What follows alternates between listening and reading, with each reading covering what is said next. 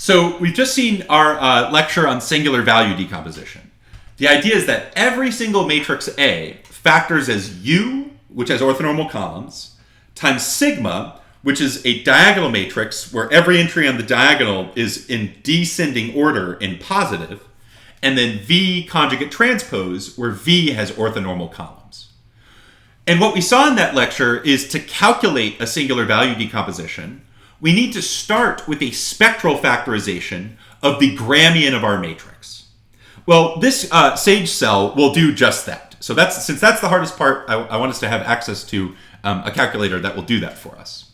So if we start with an input matrix A on the first line of this calculator, the code that follows will find a factorization of the Gramian of this matrix as V times D times V conjugate transpose.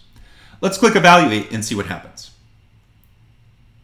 Great. So the matrix I input was this 4x3 matrix A, and the code gives us V in a spectral factorization of the Gramian of A, and then D, which is home to the ranked eigenvalues of the Gramian of our matrix.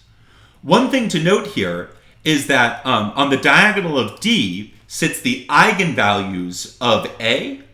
These are not the singular values. When we go to define sigma in SVD, sigma is a diagonal matrix whose diagonal are the square roots of the eigenvalues of the Gramian of A.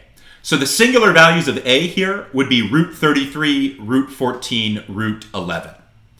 One thing we know, though, is that this matrix A will have rank equal to 3 because this matrix has 3 singular values.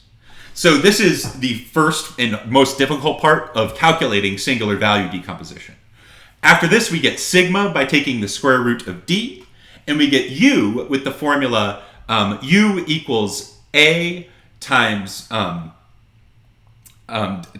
sigma, or so A times V times the inverse of sigma. So this should help in our calculations of singular value decomposition.